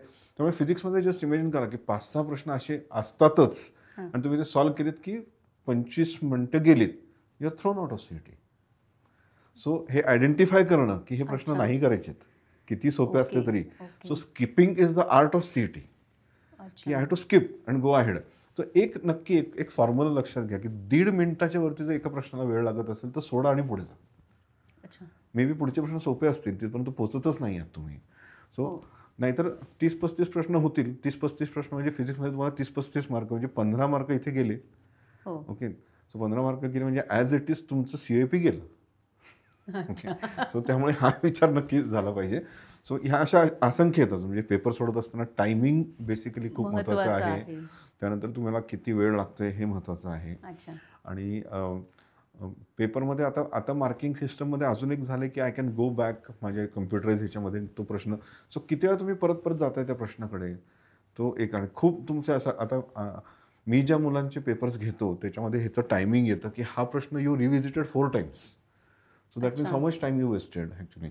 सो हे time is the key factor in CET. अच्छा, अशा बऱ्याच गोष्टी आहेत. पण तुमच्याकडे आता म्हणाल तशी खूप मुलं आहेत, तर असं कोणाच्या बाबतीत झालंय का की त्यानं सुरुवातीपासून खूप व्यवस्थित अभ्यास केला पण शेवटी वेळेचं नियोजन चुकलं आणि त्याचा गोंधळ झाला, किंवा उलट की पहिल्यापासून खूप लाईटर पण त्यानं वेळेचं नियोजन नीट केलं? उत्तर खूप वेगळं आहे. मी सांगतो, मी पुस्तक वाचवतो हू मूड माय चीज नावाचं. आणि त्याच्यामध्ये गोल काय तुमचा? गोल ह्या परीक्षा आहेत का? जेईची परीक्षा, सीईटीच्या परीक्षेमध्ये मार्क पडले पाहिजेत हा गोल आहे का? 2035 मध्ये मला सुख शांतीचे छान जॉब मिळाला पाहिजे, माझं स्टँडर्ड ऑफ लिव्हिंग चांगलं पाहिजे, हा गोल आहे. सो तो गोल असेल तर मार्ग खूप आहेत. आणि जेव्हा असं होतं ना की 2 वर्षाचा अभ्यास, समजा आपण एवढा मोठा चौकोन त्याचा चौकोन, तर त्याच्या अगेन्स्ट 3 तासाची परीक्षा म्हणजे एक डॉट आहे. सो तो अभ्यासाची गुंडाळी करून त्या डॉटमधनं घालायची आहे आणि त्याच्यात तुमचं आयुष्य अवलंबून येतं. That becomes a fear of square of exam असं मी त्याला म्हणतो. आणि तिथे गेल्यानंतर ही भली मुलं ब्लँक आउट होतात की त्यांना काही कळतच नाही. पहिले 5 प्रश्न चुकायला लागले की 6वा 7वा 8वा चुकायला लागतो. तर हे जास्त घडतं 70-80%. आणि त्यामुळे एक वाक्य किती जमेल मुलांना मला माहीत नाही, त्यातनं किती बोध घेतील, की परीक्षेचा अभ्यास करायचा नाहीये, आपल्या अभ्यासाची परीक्षा आहे. अच्छा, किती जमेल मला माहिती नाही ना काय त्यांनी उचललं. पण जो काय अभ्यास करतोय तो सातत्याने करत राहा. परीक्षेसाठी अभ्यास करू नका की ह्या रविवारी परीक्षा आहे, मग त्या परीक्षेसाठी मी आज करणार. माझा अगदी सिंपल प्रश्न आहे. 104 खरं तर टॉपिक्स आहेत सीईटीसाठी. तर सीईटीच्या आदल्या दिवशी कसला अभ्यास करावा, कसलं रिव्हिजन करावं? म्हणजे नाहीये ना, काहीतरी चुकतंय. 104 ती नुसती रोज म्हणजे इंडेक्स वाचला तरी होणार नाही. सो मग आदल्या दिवशीचा अभ्यास नाही. मला जर एखाद्या मुलाने सांगितलं ना की आदल्या दिवशी मी फुटबॉल खेळला आणि रात्री मस्त नेटफ्लिक्सवरती हे बघितलं, दुसऱ्या दिवशी परीक्षा होती, I think he is the right student. So अभ्यासाचे प्रकार खूप आहेत. पण मग अशा मुलांनी सुरुवातीपासून कसा टाइम मॅनेजमेंट करत असताना, म्हणजे किती की अगदी समजा आपण 11वीत सुरुवात केली किंवा 12वीतच सुरुवात केली असं जर धरलं, तर सुरुवातीला हो बाबा 6 तास अभ्यास करायला हवा, 8 तास करायला हवा. सो लेवल्स ऑफ स्टडीज आहेत. There are 5 levels of studies. मी असं नेहमी सांगतो की first there is something called as no lapse time table. म्हणजे मुळात आपलं टाइम टेबल लॅप्स होतं. तर नो लॅप्स म्हणजे काय, आपण कुठला तरी क्लास लावलेला असतो, त्या क्लासमध्ये 2 विषय शिकवले जातात. ते जे विषय आहेत ते घरी आल्यानंतर मला रिवाईज करायचे. So first is the revision from textbook. त्याला जास्तीत जास्त 30 मिनटं लागू शकतात. त्यामध्ये मोजून काढू आपण, 30 मिनटं लागू शकतात. नंतर तेच जे आज शिकवलं, अख्खा चॅप्टर काय शिकवत नाही, तो चॅप्टर 7 किंवा 8 लेक्चरमध्ये शिकवणार आहेत. तो त्याचं म्हणजे 1/8 भाग शिकवत आहेत. तर तो टेक्स्टबुकमधनं वाचणं, तो NCERTमधनं वाचणं, त्याचे एक्झाम्पल करणं 1.5 तास लागतो. ह्याला आम्ही लेवल 3चा अभ्यास करतो. हा बेसिक अभ्यास आहे लेवल 3. हा लेवल 3चा अभ्यास केल्याने तुम्हाला बोर्डाची परीक्षा जमेल, तुम्हाला सीईटीमध्ये जरा खूप चांगले मार्क नाही पण पडतील. दिस इज एक्झाम्पलर. त्यानंतर मग हे प्रश्नाचा सोर्स काय आहे, तर मे बी आपण असं समजूया की फिजिक्स असेल तर HC वर्मा आहे, किंवा मी एकच सब्जेक्ट घेईन आत्ता, HC वर्मा आहे, किंवा हॅलिडे रेसनिक आहे, किंवा अजून त्याच्यावरती जायचं असेल काही धडे घेऊन तर तुम्ही इरोडोपर्यंत जाऊ शकता. सो मग अभ्यास मग तुमचा साधारणपणे 3 तास होतो, तो अजून 3 तास वाढतो. So the point here is, परत एकदा मी रोज 6 तास अभ्यास करायचा का तर नाही, जमणार नाही आहे. तर परत डिव्हाइड करा ते चॅप्टर्स इंटू ABC ॲनालिसिस, की A चॅप्टर्स कुठले आहेत, B चॅप्टर्स कुठले आहेत, C चॅप्टर्स कुठले आहेत. मी म्हटलं की सीईटीसाठी साधारणपणे 37-40 चॅप्टर हे A चॅप्टर्स आहेत. त्याचा हायर लेवलचा अभ्यास झाला पाहिजे. त्यातसुद्धा अंडरस्टँडिंग द चॅप्टर, म्हणजे go into the examiner shoes, की करंट इलेक्ट्रिसिटी चॅप्टर आहे, तर मी कशाचा अभ्यास नीट केला पाहिजे. तर अगदी सिम्पल आहे की क्रिशॉफ लॉज आणि व्हीटस्टोन ब्रिज याच्यावरती सातत्याने प्रश्न येतात. तर त्याचे सगळे प्रश्न मात्र मला आले पाहिजेत. मधले थोडंसं हायर लेवलला नाही केलं तरी चालेल. सो लेवल 3 सगळे चॅप्टर्स, लेवल 4 एक 20-25 चॅप्टर्स, आणि लेवल 6 किंवा लेवल 5 आपण म्हणूया, हे साधारणपणे 30-40 चॅप्टर असं सीईटीचा अभ्यास करत असताना. सो सुरुवातीला 11वीमध्ये 3-4 तास चालेल, 11वीच्या मध्ये आल्यानंतर 4-5 तास, आणि 12वी जशी येते तेव्हा 6 तास 7 तास, आणि कॉलेज संपल्यानंतर मात्र 8 ते 9 तास असं त्याचे आपण वाढवत नेलं पाहिजे. परीक्षेला 1 महिना असताना जर तुमचा अभ्यास झालेला नसेल तर ते रिव्हिजनची पद्धत आहे, आणि झाला असेल तर मात्र टेस्ट द्या. ओके. आणि क्रॅश कोर्स नाही, म्हणजे क्रॅश कोर्स नाही. क्रॅश कोर्समध्ये मला एक सांगा ना, जे तुम्हाला 2 वर्षात शिकवलं नाही किंवा तुम्हाला कळलं नाही, सो तेव्हा शिकवत असताना त्या टीचरकडे अगदी साहजिक विचार, त्या टीचरकडे तो कॉन्सेप्ट शिकवायला आठवडा होता तरी तुम्हाला कळला नाही, आता तो 15 मिनिटात शिकवणार आहे. सो नाही आहे पॉसिबल. सो क्रॅश कोर्स असावेत, पण त्याचं स्वरूप वेगळं असावं. अच्छा. आणि त्याचं स्वरूप हे प्रॅक्टिस ओरिएंटेड असावं, मोर देन टीचिंग. म्हणजे केलेल्या अभ्यासाची रिव्हिजन किंवा प्रॅक्टिस करणं, वेळ कसा वाचेल त्याच्यावरती फोकस करणं, फॉर्म्युला कसे लक्षात राहतील ते. जरा केमिस्ट्रीमध्ये तर ऑर्गॅनिक केमिस्ट्रीमध्ये ॲक्रॉनिम्स तयार करता येतात, ज्याच्यामुळे ते रिॲक्शन्स पाठ राहतात. सो हे ॲक्रॉनिम्स कसे तयार करायचे हे शिकवणं, असा क्रॅश कोर्स असावा. अच्छा. म्हणजे तशी गरज असते प्रॅक्टिससाठी. प्रॅक्टिससाठी म्हणजे मग आता थोडक्यात आता सीईटी मला वाटतं 40 दिवस 35 दिवस उरले. तर त्याच्यामध्ये सांगेन की 35 चॅप्टर्स मी तुम्हाला सांगू शकतो. की सकाळ तुमची झाली समजा 7 वाजता तुम्ही बसा, 250-300 प्रश्न मी तुम्हाला सांगेन की हे प्रश्न करा, कारण की दोज आर युनिक क्वेश्चन्स. त्या प्रकारचे प्रश्न तुम्ही केल्यानंतर त्याच्यावरती बेस तुम्ही 3000 प्रश्न सोडवू शकता.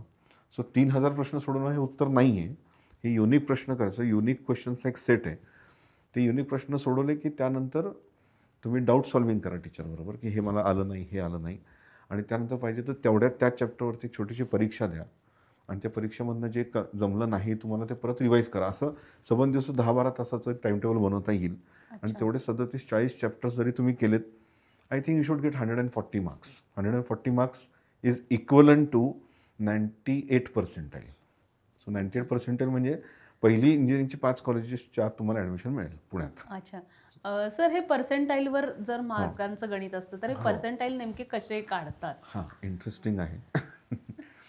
समजा 1000 मुलं परीक्षेला बसलीत आणि मी पहिला आलो, म्हणजे माझ्या खाली किती मुलं आहेत? 999 मुलं माझ्या खाली आहेत.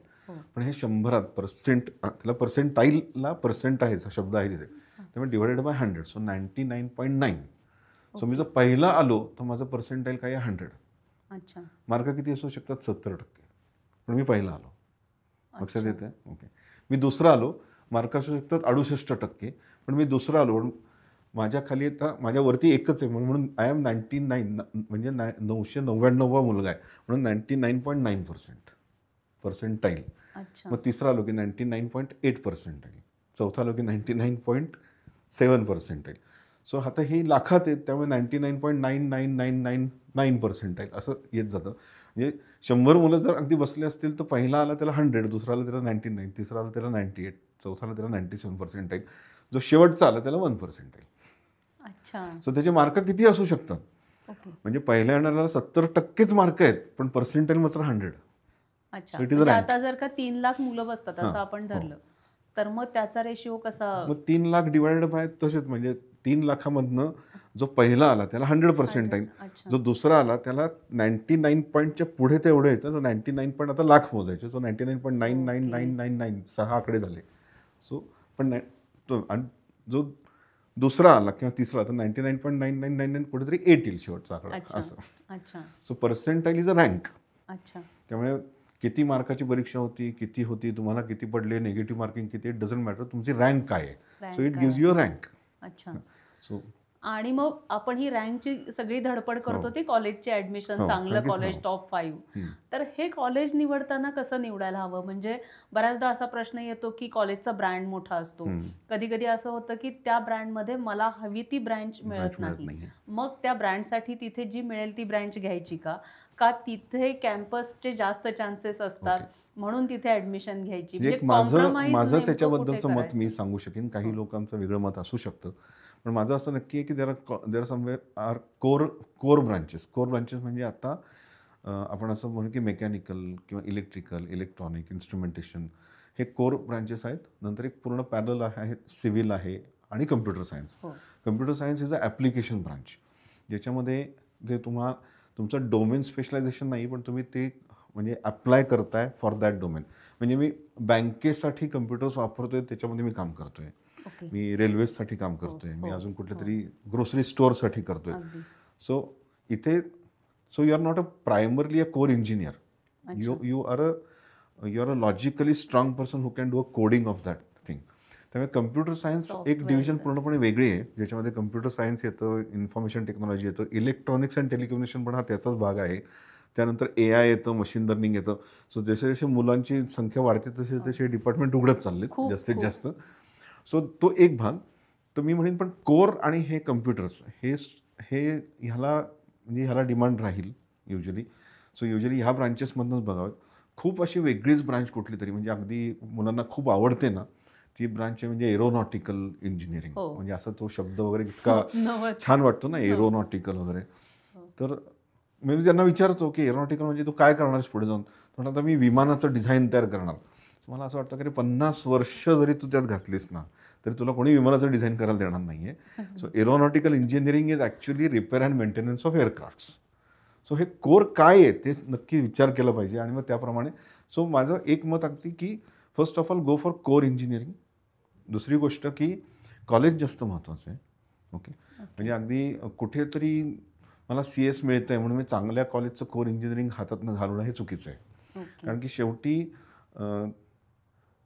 प्लेसमेंटचा आपण दृष्टिकोन बघितलात आणि चांगल्या कॉलेजमध्ये काय काय होतं तर चांगल्या कॉलेजमध्ये आता IIT मध्ये काय होतं तर प्लेसमेंट होतातच. पण मुलं तिथे का जातात कारण की तिथे PhD करणारी रिसर्च करणारी मुलं असतात. ओके आणि त्यांच्याकडे असिस्टंटशिप असते तर तुमचा एखादा पेपर इंटरनॅशनल म्हणजे तुमचं सायटेशन होऊ शकतं आणि त्यामुळे तुम्हाला ही मुलं MS करायला जातील. सो कॉलेज निवडत असताना त्या कॉलेजचं ब्रँड किती चांगलं आहे किंवा त्याचं ॲल्युमनाई किती चांगली आहे ही एक. तिथे प्लेसमेंट कसे होत आहेत किती कंपनीज येत आहेत त्याचा ॲव्हरेज प्लेसमेंट काय आहे हायेस्ट प्लेसमेंट काय आहे ह्याचं बघ. त्यानंतर तिथे रिसर्च किती होतो आहे. त्यानंतर तिथे इन्क्युबेशन सेंटर आहे का म्हणजे आता CAP मध्ये भाऊ नावाचं इन्क्युबेशन सेंटर आहे. सो तिथे कितीतरी स्टार्टअप्स आहेत जे तिथल्या तिथे होत आहेत. ह्या सगळ्या गोष्टी. आणि चौथी गोष्ट खूप महत्त्वाची की मी जर बाहेर शिक्षणाला जाणार असेल तर मला बाहेर जायच्या ऑपॉर्च्युनिटीज मिळत आहेत का.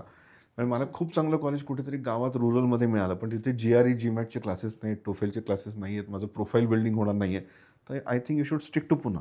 सो अशा बऱ्याचशा गोष्टी 5-6 गोष्टीचा विचार करून तुम्ही कॉलेज निवडावं. फक्त स्ट्रीमवरती जाऊ नये. We are actually heading towards streamless engineering. आणि स्ट्रीमलेस इंजिनिअरिंग अगदी काही म्हणजे असं मला रॉकेट सायन्स सांगायची गरज नाही. अगदी सिंपल सांगतो की मी मेकॅनिकल केले तरी माझे मित्र IBM मध्ये काम करत आहेत. म्हणजे सिव्हिल केलेले पण आहेत.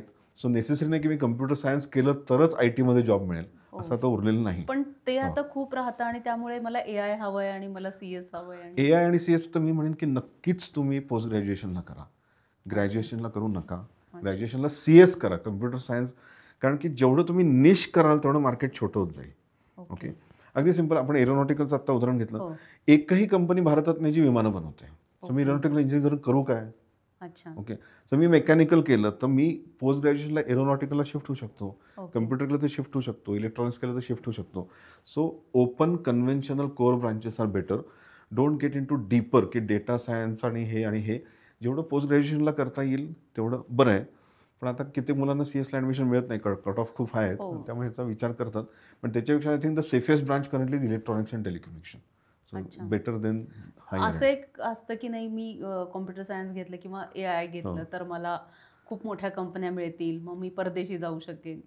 हे एक मनात खूप स्वप्न असतं प्रत्येकाचं. शेवटी सगळीकडेच लिमिटेड ऑफ जॉब्स आहेत. ओके परदेशी जाण्यामागचा म्हणजे तिथे जॉब्स चांगलेच मिळतील. रिटर्न ऑफ इन्व्हेस्टमेंट खूप चांगली असते. कारण की मी तिथे जेव्हा जॉब करतो तेव्हा अगदी आरामात 1,00,000-1,15 कोटीचे जॉब मिळतात. पण तेवढाच खर्च आहे ह्या सगळ्या गोष्टी. तेवढेच इन्व्हेस्टमेंट आहे तुमच्या शिक्षणामध्ये. त्या सगळ्याचा विचार करून तुम्ही केलं पाहिजे. आता हा परदेशाचा विषय निघाला त्यामुळे आता खूप लोक आता म्हणतात की तिकडे जायला नको किंवा ह्या सगळ्या गोष्टीत. तर मी म्हणेन की हे बिझनेस सायकल आहे. Okay in fact this is the lowest point of business cycle. तुम्ही आत्ता जाताय का. तुम्ही आत्ता 12वीत आहात. 4 वर्षानंतर तुम्ही जाणार आहात. MS केलेच अजून 6 वर्ष. तोपर्यंत तिकडे हे ट्रम्प साहेब नसणार आहेत. ओके बदल झालेला असेल. फक्त ट्रम्पसाठी म्हणून म्हणत नाही पण हे बिझनेस सायकल आहे. इट इज इकॉनॉमिक्स ज्यांनी वाचलं असेल. सो आत्ता लो आहे. इनफॅक्ट जेव्हा तुम्ही जाणार तेव्हा ते हायवर असणार आहे. So this is the best time to think of USA. कारण की तुम्ही 5 वर्षानंतर जाणार आज नाही. आज जो MS करून विचार करतोय ते are struggling. I know that. But आज जी मुलं आता 12वीत CET देत आहेत ज्यांच्यासाठी हा कार्यक्रम आहे ते नक्की USचा विचार करा. तेव्हा पुढच्याची स्वप्न बघूनच आपण पण म्हणजे आता काय केलं पाहिजे की आता चांगलं कॉलेज जिथे चांगल्या ठिकाणी इंजिनिअरिंग होत आहे जिथे आपण आता ज्या 4-5 गोष्टी सांगितल्या त्याचे मला स्कोप आहे की मला स्टडी अब्रॉडचे कन्सल्टंट मिळू शकतात. मला GREची परीक्षा देता येते. TOEFL कितीतरी गोष्टी आहेत ज्याच्यामध्ये आता अजून एक खूप छान नवीन कॉन्सेप्ट आहे विच इज कॉल्ड म्हणजे बँक क्रेडिट्स ज्याला आपण म्हणतो. तो एकदम नवीन कॉन्सेप्ट चालू केलेला आहे. नवीन एज्युकेशन नवीन एज्युकेशन पॉलिसी की मी 2-1 वर्ष माझे इंजिनिअरिंग इथे करून ते क्रेडिट जमा करू शकतो. Lateral entry into other colleges is also possible, lateral entry abroad is also possible. म्हणजे 2 वर्ष मी इथे फॉर एक्झाम्पल कुठल्या तरी पुण्याच्या लोकल कॉलेजेसमधनं केले आणि पुढची 2 वर्ष मी बॉस्टनमधनं किंवा न्यूयॉर्कमधनं किंवा कॅलिफोर्नियामधनं तिकडचे मला डिग्री मला मिळते ती कॅलिफोर्निया युनिव्हर्सिटीची मिळते. सो असे खूप चेंजेस होणार आहेत. मला वाटतं ह्या लॅटरल एंट्रीवरती आपण एक अजून कार्यक्रम घेऊया कधीतरी, म्हणजे तो एक वेगळा त्यांना मुलांना कळेल. पण इंजिनिअरिंगचे असंख्य मार्ग आत्ता ओपन झालेत. तर अगदी आता म्हणजे CET हा आहेच आहे. सो लॅटरल एंट्री एक आहे, त्याच्या व्यतिरिक्त अजून खूप परीक्षा पण आहेत. की मला इंजिनिअरिंग नाही जमलं, की मला तेवढे नाही पर्सेंटाईल मिळाले, तर मग मला दुसरे काय पर्याय आहेत, की कुठल्या एंट्रन्स एक्झाम मी द्यायला हव्यात आता, किंवा JEE CET सोडून सुद्धा इक्विव्हॅलंट काय करता येऊ शकते? JEE आणि CET सोडली तर 2-3 मला परीक्षा ज्या इंजिनिअरिंगसाठीच आहेत, ज्या अत्यंत, एक म्हणजे बिटसॅट, ती सोपी नाही आहे मात्र. पण बिटसॅटची एक खूप खासियत आहे की ज्याच्यामध्ये 90 मार्क हे इंग्लिश आणि लॉजिकचे आहेत. त्यामुळे फिजिक्स, केमिस्ट्री, मॅथ्स थोडंसं वीक असलं पण हे जर चांगलं असेल तर I can score better than north Indian किंवा साऊथ इंडियन जे गिक्स आहेत फिजिक्स आणि केमिस्ट्री, त्याच्यापेक्षा मला थोडासा ॲडव्हान्टेज आहे. VIT ट्रिपल एक चांगली परीक्षा आहे which leads to Vellore. SRM university एक चांगली आहे विच इज प्रायव्हेट. मणिपाल चांगली आहे, सो दिस मणिपालमधनं इंजिनिअरिंग करू शकतो. पुण्यामध्ये आज 24 युनिव्हर्सिटीज काम करतात पुणे युनिव्हर्सिटी सोडून. सो ह्या 24 युनिव्हर्सिटीची वेगळी परीक्षा होते विच इज कॉल्ड पेरा CET. सो ती पेरा CET देता येते. परत आणि कुठल्या 24 आहेत तर MIT, symbiosis, Bharati Vidyapeeth, DY Patil, सगळे प्रायव्हेट कॉलेजेस आहेत. फी थोडी जास्त आहे पण इथून तुम्ही करू शकता. तेवढेच सीट आहेत. We began the programme saying की तेवढेच सीट्स आहेत. सो ह्या सगळ्यात, ह्याच्या व्यतिरिक्त कितीतरी BSc डिग्रीज आहेत जे सायबर सिक्युरिटी, त्यानंतर data science, data analysis, data informatics, या सगळ्या वेगवेगळ्या गोष्टींमध्ये ज्यांना की IT मध्ये कनेक्टेड व्हायचं आहे पण ज्यांना कोर फिजिक्स केमिस्ट्रीचं मेकॅनिकल, इलेक्ट्रॉनिक आणि हे नाही करायचं आहे तर त्याच्यामध्ये होऊ शकतात ते ग्रॅज्युएशन. त्यात BSc कोर्सेस आहेत. पुणे युनिव्हर्सिटीमध्ये डिपार्टमेंट ऑफ टेक्नॉलॉजी नावाचं किंवा स्कूल ऑफ टेक्नॉलॉजी युनिव्हर्सिटीमध्ये आहे. सो अशा असंख्य आत्ता आहेत. आता हे काहीच करायचं नसेल तर तरीसुद्धा मग तुमच्याकडे BBAचं ऑप्शन आहे. BBA IT म्हणजे असे जे BCA होतं ते तर कन्वर्ट झालं असं पण म्हणूया. So bachelor of computer application is BBA IT. So तो एक आहे. मास कम्युनिकेशनचा एक आहे, तर त्याच्यामध्ये करू शकतो आपण. असे बरेचसे गोष्टी आहेत ज्या आपण करू शकतो विचार रिलेटेड टू. फक्त एकच मी सांगेन की keep connected to STEM. STEM is science, technology, engineering and mathematics. कारण की future of all jobs is STEM. Technology येत नसेल तर विल बी थ्रोन आउट. अगदी सिम्पल मुंडेन सिम्पल काम करत असताना सुद्धा टेक्नॉलॉजी विल काउंट. आणि त्यामुळे अगदी म्हणलं की आपण एखाद्या दुकानात मोबाईल विकत घ्यायला गेलो, अगदी सिम्पल उदाहरण देतो, सेल्समनचं काम करतोय तो, पण जो तुम्हाला तेव्हा सांगतो की ह्याचा रॅम असा आहे, हे असं आहे, हे असं आहे, हे असं आहे, I get more impressed. So he is more connected to technology. So simple कामंसुद्धा टेक्नॉलॉजी कव्हर करणार आहेत. आणि त्यामुळे if you are not studying technology or at least S that is science, technology that is T, E is engineering आणि M is mathematics. हे 4 गोष्टीचं शिक्षण घ्या, हे महत्त्वाचं आहे.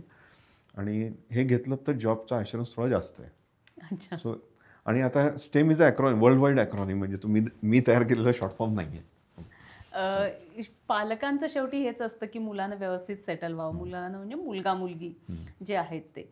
तर तुम्हाला काय वाटतं की पालकांची भूमिका कशी असायला हवी आहे, किंवा मुलांना सतत अभ्यास कर, पियर प्रेशरचा याच्यामध्ये खूप सारा भाग येतो. आता 10वी नंतरचे जे 2 वर्ष आहेत ना, that is formative age, extremely formative, ज्याच्यामध्ये पहिल्यांदाच आपण शाळा सोडून मित्रमैत्रिणींमध्ये जातोय. त्यामुळे अचानकपणे खूप साहजिकच घरात जे 2 प्राणी फिरतात त्याच्यापेक्षा हे बाहेरचे खूप हुशार आहेत असं वाटायला लागतं. त्यामुळे हे खूप साहजिक आहे. त्यामुळे पालकांचा मोटिव्ह काय असावं की 2-3 गोष्टी खूप महत्त्वाच्या आहेत की हे मित्रमैत्रिणी चांगले असावेत, बरोबर, हे इक्वलंट असावेत. ओके. तर आपण आता जो विचार करत होतो की पुढच्या करिअरमध्ये काय असलं पाहिजे, तुम्ही जसं एक्सप्लेन केलं की STEM जे आहे म्हणजे सायन्स, टेक्नॉलॉजी, इंजिनिअरिंग आणि मॅथमॅटिक्स, कुठेतरी याचं कनेक्शन असणं हे अत्यंत, म्हणजे you should be connected to technology. जरी तुम्ही नॉन इंजिनिअरिंग किंवा नॉन टेक्नॉलॉजी जॉब करत असला, म्हणजे आपण बँकेचं उदाहरण घेतात, फायनान्स कंपन्या उरल्या नाहीत, it is fintech. So everything is converted into technology. म्हणजे अगदी मी साहजिक नव्हतं की तुमच्या 10 वर्षामध्ये सगळ्या बँका गायब झालेल्या असतील. हे सगळं म्हणजे मलाच बँकेत जाऊन 2 वर्ष झाली तास मोबाईलवरती आहेत. स्टॉक एक्सचेंज गायब झालेला असेल तर तेव्हा त्या परिस्थितीमध्ये फक्त टेक्नॉलॉजीवरती इतक्या गोष्टी होणार आहेत. सो आपण अगदी सिम्पल घेऊ की आपण एखाद्या मोबाईलच्या दुकानात गेलो तर जो मोबाईल विकणारा तिथे माणूस आहे तो तुम्हाला सांगतो की याचा रॅम किती आहे, हे किती आहे, काय किती आहे. So you get more impress by that. So mundane job of sales, marketing, अगदी logistics will all depend upon technology आणि ती जास्तीत जास्त व्यापक होत चाललेली आहे. सो पुढचे जॉब हे नक्की सायन्स, परत एकदा मी सांगते, सायन्स, टेक्नॉलॉजी, इंजिनिअरिंग आणि मॅथमॅटिक्स याला कनेक्टेड असावेत. आणि कितीतरी आता कॉमर्सच्या डिग्रीसुद्धा they are called STEM degrees, कारण की त्यात कनेक्टेड आहेत. सो अशा प्रकारे होऊ शकतात. सो त्याच्यासाठी मी म्हटलं की इंजिनिअरिंगच केलं पाहिजे असं नाही, पण स्टेम ओरिएंटेड पाहिजेत, हे खूप महत्त्वाचं. पण इंजिनिअरिंग केल्याचा फायदा होतो असं वाटतंय का? असं म्हणजे मी मगाशी जसं विचारलं की पॅरेंट्स म्हणून खूप फोर्स करतात, तर असं काही कुठलं उदाहरण तुम्ही सांगू शकाल का? उदाहरण म्हणजे अगदी उलटं असं उदाहरण सांगतो की एकदा 10-12 वर्ष झाली एक मुलगी आणि त्याचे आई वडील असे दोघं माझ्याकडे आले होते आणि वडिलांची साहजिकच इच्छा होती की तिने इंजिनिअरिंग करावं. मुलगी हुशार होती, 10वीत चांगले मार्क म्हणजे पडले होते, पण तिच्या चेहऱ्यावरती मला दिसत होतं की तिला ते नाही करायचं. का नाही करायचं? खूपशी कारणं असतील. मग शेवटी मी आईवडिलांना म्हटलं की तुम्ही थोडा वेळ बाहेर बसा, मी तिच्याशी बोलतो. मी तिला बोलताना विचारलं की तुला काय करायचं आहे? म्हणजे मला ना केक बनवायला खूप आवडतात, मला केक बनवायचे आहेत आणि केकाचं पण नो अगेन 15 वर्ष 10-12 वर्ष जुनी गोष्ट आहे.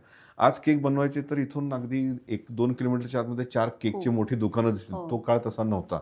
सो मी वडिलांना दोष देणार नाही, कारण की वडिलांनी काय विचार केला असेल, आमच्या घरची बेल वाजेल, आमचा केक झाला का, ते ₹150 काढून दिले, हे काय करिअर असू शकत नाही. तर पण शी वॉज सेइंग की नाही, म्हणजे ती नाखुश होणार आणि वडील वॉज व्हेरी स्ट्रॉंग की नाही इंजिनिअरिंगच करायचं. तर ना मी तिच्याशी थोडीशी असं म्हणतात ना अगदी यावेळी मांडवली अशी की तू कर इंजिनिअरिंग, नंतर मी तुझ्या वडिलांना आय विल कन्व्हिन्स हिम.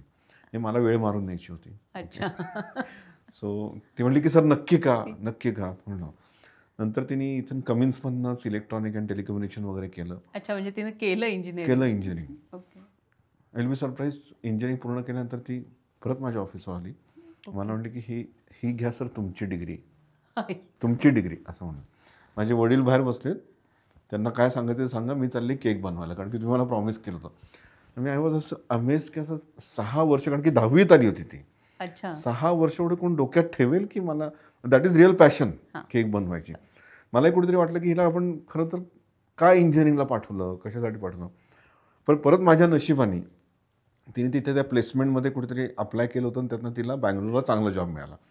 आणि मग मला नंतर कळलं की त्याचा बँगलोरला जॉबला गेले. सो आय वॉज रिलीव्ड की ह्यातनं माझी परत सुटका झाली. फेसबुकवरती मी बघितलं की नंतर 1 वर्षभराने की तिच्या अशी फेसबुकवरती की ती केक बनवते, केक बनवते फोटो वगैरे. मग मी कनेक्ट केलं तिला आणि तिला विचारलं की काय छान युअर पर्स्यूड युअर हॉबी. ती म्हणली नाही सर हॉबी वगैरे काही नाही, सोडला जॉब बी आणि आता मी केक बनवतीये. म्हणलं मग बँगलोरला का गेली? ती म्हणली काय बाबांपासून लांब जायला, त्यामुळे इथे पुण्यात तर शक्य नव्हतं ते. मग मी बँगलोरला एकदा तिला भेटलो. तिचं व्यवस्थित छान केक शॉप होतं. ओके. आणि मला कॉफी केक दिला आणि ती म्हणली की मला खूप असं गिल्ट की एखाद्या मुलीला आपण इंजिनिअरिंग का, म्हणजे तुम्ही विचारलं त्याचं उत्तर की करावं का इंजिनिअरिंग. म्हटलं की खरं तर तुला हा केक असं माझ्या तोंडावर मला असं वाटतं की नाही, खरं सांग, अगदी स्पष्ट तू मनापासून सांग. ते उत्तर तिचं खूप छान होतं. ती म्हटली नाही सर, मी जेव्हा पहिल्यांदा केक बनवला आणि ह्या काउंटरवरती ठेवला तेव्हा हा विकला जाईल का, ह्याला गिराईक येईल का, मी ज्यात पडले ते बरोबर आहे का. तर मला एक मागून आवाज आला की you continue for 3 months, don't worry, मी तुझ्या पाठीशी आहे. आणि ती माझी इंजिनिअरिंगची डिग्री होती. ती म्हणली तुला जॉब मी कधी देईन, तू केक बनव. ओके. माझा प्रश्न हा आहे, स्टार्टअप कोणाचे असतात? जे चांगले शिकलेले नाहीत ते स्टार्टअप आहेत का जे खूप छान शिकलेत आणि ज्यांना कधी जॉब मिळू शकतो ते स्टार्टअप करतायत? सो हे उत्तर आहे इंजिनिअरिंग का करायचं आहे, की इंजिनिअरिंग का चांगल्या ठिकाणून. मी असं ते it is always so good engineering degree will always back you up through out your life की डोंट वरी, तुला मजा कर, तुला उद्या तुझं पॅशन कर, तुला नाटक करायचं आहे, तुला सिनेमा करायचा आहे, तुला फोटोग्राफी करायची आहे, कर. पण हे समजा नाही चाललं, उद्या काही कमी जास्त झालं तर मी पाठीशी आहे. ही पहिली गोष्ट. दुसरी गोष्ट ती म्हणली की सर हे एक दुकान तुम्हाला दिसतं ते नाही, 3 दुकान आहेत माझी सेंट्रल फॅक्टरी वेगळ्या ठिकाणी, मी दिवसाला 300 किलो केक बनवते. बापरे. ओके. सो तेवढा मोठा पसारा आणि त्या व्यापक कल्पनाही मला इंजिनिअरिंगने शिकवली. नाही तर मला केक म्हणजे इथे घरी फेटायचं आणि केक बनवायचं एवढंच माहीत होतं. पण एवढ्या मोठ्या स्केलवर हे होऊ शकतं, यात माझ्या इंजिनिअरिंगच्या डिग्रीने शिकवलं. So engineering degree will give you a backup, it will also give you a scale. दुसरी गोष्ट की तुमचं फॉर्मॅटिव्ह एजमध्ये तुम्ही चांगल्या ठिकाणी चांगल्या पेअर ग्रुपबरोबर, सिमिलर पेअर ग्रुपबरोबर शिकता. जर तुम्ही अगदी सिम्पल सांगतो, माझा काही प्रॉब्लेम नाही आहे त्याच्यामध्ये, पण मी BA ला गेलो आज. ओके, तर कित्येक लोकांचा BA करण्याचा उद्देश काय असतो, जर UPSC करायचं असतं, MPSC ला बसायचं असतं, किंवा एक डिग्री पाहिजे असते. तर मी शेजारच्याला विचारलं, तू काय करतोस? म्हणजे मी काही नाही करत, आमचे 4 पेट्रोल पंप आहेत, मला डिग्री पाहिजे. एखाद्या मुलीला विचारलं, तिचा उद्देश हा असतो की काय डिग्री घेतली की नवरा चांगला मिळेल. अजून कोणाचा तरी उद्देश असा असतो की काय नाही, माझे वडील बीडला आमदार आहेत, डिग्री घेतली की ॲटलिस्ट मला 4 मतं मिळतील. तुझं पण हेच आहे का हेतू BA करण्याच्या मागचा? नाही आहे. So peer group has to be same, the thought process has to be same. तर तुम्हाला काहीतरी तो युज्युअली इंजिनिअरिंगमध्ये किंवा सायन्समध्ये मिळतो. मी असं नाही म्हणत की आर्ट्स आणि कॉमर्स वाईट आहे, पण आर्ट्स आणि कॉमर्स करत असताना परत तिथे स्टेमवर येईन की तुम्हाला शेवटीचं कनेक्शन कुठेतरी सायन्स, टेक्नॉलॉजी, इंजिनिअरिंग आणि मॅथमॅटिक्सला करायचं असेल, तर it is better to do engineering and then shift to this domains. की तुम्ही कॉमर्स करताय ना, जरूर करा, इंजिनिअरिंग करून नाही पण ॲटलिस्ट सायन्स करून. सो आत्ता जे विद्यार्थी 12वीत आहेत त्यांना सांगेन की नक्की CETचा प्रयत्न करा. बाकीच्या परीक्षा आहेत, त्या कॉमन परीक्षा आहेत, त्याचा प्रयत्न करा. पाथवे प्रोग्राम नंतर आहे, ज्यातून तुम्ही लॅटरल एंट्री घेऊ शकता. जे 10वीत आहेत आणि जे पालक 10वीत आहेत त्यांना मी आत्ता पालकांवरना प्रश्न आला, सायन्स नक्की. ओके, कॉमर्स आणि आर्ट्स करायचं असेल तर आपण 12वी नंतर विचार करू, कोणी थांबवत नाही आहे तुम्हाला. सो हे त्याचं नक्की उत्तर आहे. सो मी नेहमीच सगळ्यांना सांगत असतो. अच्छा. आणि आता जी CETला आहेत, जसं तुम्ही आता म्हणालात, हो, तर त्यांनी आता शेवटच्या स्टेपमध्ये आहेत आता, अगदी असं म्हटलं तरी चालेल. Selective studies, that is the answer. म्हणजे 35 ते 40 चॅप्टर्स आहेत, ज्याच्यातनं 100 ते 125 प्रश्न तुम्ही नीट करू शकता.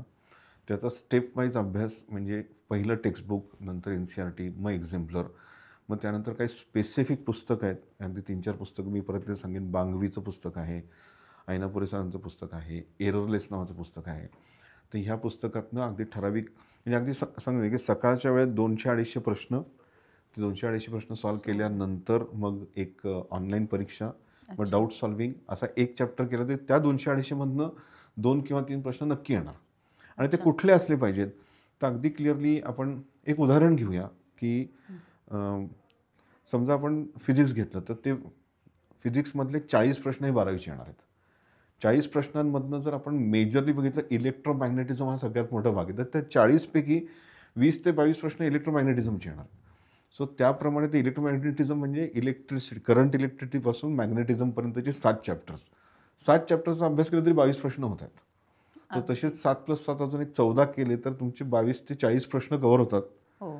तर तसे तुम्ही प्रत्येक चॅप्टरचे 18-19 जर टोटल केली किंवा 15 केली तर 35-40 चॅप्टर्स होतील. त्याचा अभ्यास नीट, रोज एका चॅप्टरचा अभ्यास नीट करायचा आहे. आणि मॉक टेस्ट मात्र सगळ्यात शेवटी द्यायची आहे. Mock test are very depressing, मी आत्ता परत एकदा सांगतोय, कारण की जसे तुम्ही परीक्षा जवळ येत असेल तुमचे मार्क कमी व्हायला लागतात. सो मार्कांसाठी मॉक टेस्ट देऊ नका, रिमार्क्ससाठी द्या. सर धन्यवाद. आज तुम्ही खूप चांगली माहिती आम्हाला दिलेली आहे.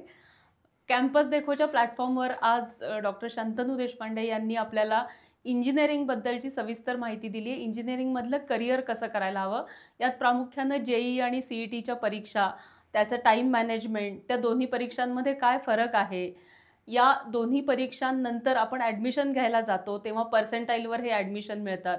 तर नेमकं पर्सेंटाईल म्हणजे काय, परीक्षेत तुम्ही कुठल्या चुका करता, त्या चुका कशा टाळायला हव्यात, तुम्ही ब्रँच निवडताना काय करायला हवं, कॉलेज निवडताना कुठल्या गोष्टींचा विचार करायला हवा, अशा वेगवेगळ्या गोष्टी सरांनी सांगितल्या.